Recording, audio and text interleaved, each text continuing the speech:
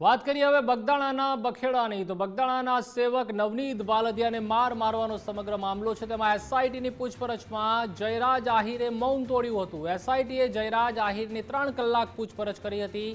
જ્યારે મને બોલાવવામાં આવશે ત્યારે હું ફરીથી હાજર રહીશ તેવું જયરાજ આહિરે જણાવ્યું। આ તપાસ પર મને સંપૂર્ણ વિશ્વાસ છે। 2 દિવસ પહેલા જ એસઆઈટીએ નવનીત બાલદિયાની પણ પૂછપરછ કરી હતી। પીડિત નવનીતે એસઆઈટીને આપ્યા હતા 15 જેટલા પુરાવા, તો જેની સૌ કોઈ રાહ જોઈ રહ્યા હતા।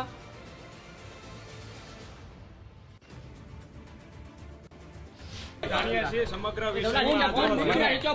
પૂછપરછ માટે બોલાવવામાં આવ્યો હતો। તમામ સવાલોના જવાબ આજે મેં આપ્યા છે। કાયદા ઉપર મને ભરોસો છે। ભવિષ્યમાં પણ જ્યારે પણ મને આ વિષય બાબતે મારી પૂછપરછ કરવામાં આવશે તો હું હાજર રહીશ। આભાર। જય। તો જે રીતે સમગ્ર જે કોળી સમાજ જેની રાહ જોઈ રહ્યો હતો કે ક્યારે તેડું આવે જયરાજ આહિરને એસઆઈટીનું, ને તે તેડું આજે આવી ગયું હતું ને જયરાજ આહિર સાંજના સમયે એસઆઈટી સમક્ષ હાજર પણ થયા હતા। ત્યારે પણ તમામ મીડિયાના મિત્રો પહોંચ્યા હતા, પરંતુ ત્યારે જયરાજ આહિર કશું બોલ્યા ન હતા। પરંતુ જ્યારે એસઆઈટીની પૂછપરછ પતી ગઈ ત્યારે તેઓ આવ્યા હતા અને ખૂબ જ કોન્ફિડન્સથી તેઓએ કહ્યું હતું કે હું અગાઉ પણ જ્યારે બોલાવવામાં આવશે ત્યારે આવીશ। સહયોગી વિકાસ આપણી સાથે જોડાઈ ચૂક્યા છે। વિકાસ, જે રીતે બગદાણાના બખેડામાં એક બાદ એક જે અપરાધીઓ છે તે પણ પકડાઈ રહ્યા છે, બીજી તરફ એક બાદ એક ખુલાસા પણ સામે આવી રહ્યા છે, ત્યારે સૌ જે કોળી સમાજ રાહ જોઈને બેઠો હતો, નવનીત બાલદિયા જેની રાહ જોઈને બેઠા હતા, તે આજે થયું। જયરાજ આહિરને બોલાવવામાં આવ્યા અને તેમાં પણ જયરાજ આહિરના ચહેરા ઉપર પણ એક કોન્ફિડન્સ જોવા મળ્યો હતો કે હજુ પણ જ્યારે એસઆઈટી આગળ બોલાવશે ત્યારે હું ચોક્કસ તેમને સહયોગ કરીશ।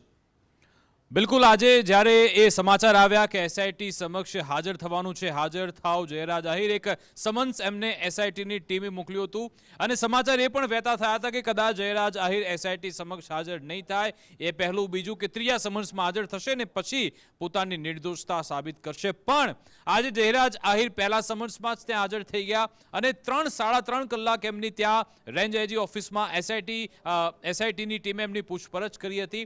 જ્યારે 5 વાગ્યાની આસપાસ જયરાજ આહિર જ્યારે કચેરીમાં પહોંચ્યા ત્યારે આપણે જોયું હતું કે થોડા માયુસ હતા, થોડા ઉદાસ દેખાઈ રહ્યા હતા, મૌન ધારણ કર્યું હતું। જ્યારે પત્રકારોએ એમને સવાલ પૂછ્યો, એમણે એક પણ સવાલનો જવાબ નહોતો આપ્યો, એમણે ચુપ્પી સાધી હતી। તુરંત જ તે સીડીઓ ચડ્યા અને ઉપર ત્યાં ઓફિસમાં પહોંચી ગયા હતા।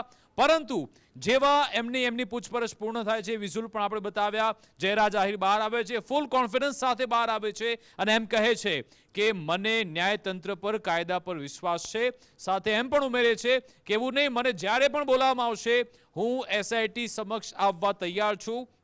એટલે કે એમને પોતાને વિશ્વાસ છે કે હું નિર્દોષ છું। એમનું કહેવું છે કે મેં આખા પ્રકરણમાં હું ક્યાંય છું જ નહીં। એમને એસઆઈટી સમક્ષ આજે પોતાની નિર્દોષતા પુરવાર કરવાની હતી કે કેવી રીતે આ કેસમાં તે સંડોવાયેલ નથી। એમની સામે જે આક્ષેપ થયા છે, જે ટેલિફોન વાતચીત હોય કે પછી એ વિડીયો હોય એ, અથવા તો આ તમામ જે 8 આરોપી ઝડપાયા હતા શરૂઆતમાં, એમાં એમનું કોઈ કનેક્શન છે કે કેમ, એ તમામ એમને સવાલ પૂછવામાં આવ્યા છે।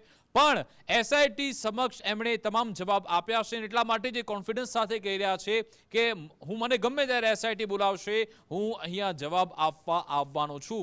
સાથે સાથે અહીંયા નવનીત બાલદિયાને ઝટકો એટલા માટે મળ્યો છે કારણ કે એમને અપેક્ષા હતી, કોળી સમાજના આગેવાનને બધાને એમને અપેક્ષા એ પણ હતી કે આજે ને આજે જયરાજ આહિરની ધરપકડ થઈ જશે। એમની જે મુખ્ય ડિમાન્ડ એ છે, અને અહીંયા નવનીત બાલદિયા જે કહેતા હતા કે મેં 15 મુદ્દા, 15 પુરાવા આપ્યા છે, મજબૂત પુરાવા છે અને એ પુરાવાના આધારે જયરાજ આહિર મુખ્ય આરોપી બની પણ જવાના છે। પણ તમે જોયું કે જયરાજ આહિર મુખ્ય આરોપી નથી બન્યા। હજુ એમની ફક્ત પૂછપરછ થઈ છે, ના ક્યાંય નામ છે, ના કોઈ ધરપકડ, ના કોઈ અટકાયત થઈ છે। એટલે કે અત્યાર સુધી તો અત્યારના દિવસમાં તો આજે નવનીત બાલદિયાને મોટો ઝટકો મળ્યો છે કારણ કે એ જે ડિમાન્ડ કરી રહ્યા છે મુખ્ય આરોપી તરીકે નામ આવે, હજી સુધી કોઈ આમાં કદાચ એવી કડી કે કોઈ એવો સીધો પુરાવો નથી મળ્યો એસઆઈટીને। એટલા માટે જ આજે જયરાજ આહિરને જવા દેવામાં આવ્યા છે।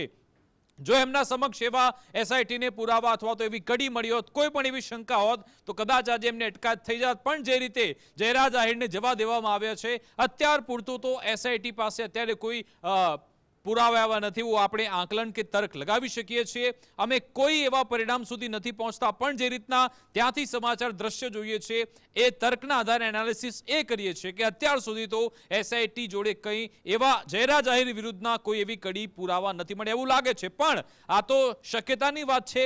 એસઆઈટી કદાચ આવનારા સમયમાં કંઈ કરી પણ શકે છે. પણ નજર છે એસઆઈટી શું નિવેદન આપે છે, એસઆઈટી તરફથી કોઈ પ્રેસ કોન્ફરન્સ થશે કે કેમ, શું કોઈ સત્તાવાર નિવેદન આપવામાં આવે છે કે એમ, એના પર નજર હશે. પણ અત્યાર પૂરતું પિક્ચર એવું છે કે નવનીત બાલદિયાની ડિમાન્ડ હતી કે મુખ્ય આરોપી તરીકે નામ આવે, એ નામ પણ નથી આવ્યું. એમની અટકાયત થાય એ પણ થઈ નથી. પૂછપરછ ચોક્કસથી થઈ છે. જોવાનું રહેશે એસઆઈટી શું ફરી એકવાર એમને બોલાવશે કે કેમ, અથવા તો શું કોઈ નવાજોની થવાની છે કે કેમ, એના પર પણ નજર રહેશે. જી આભાર વિકાસ, માહિતી બદલ.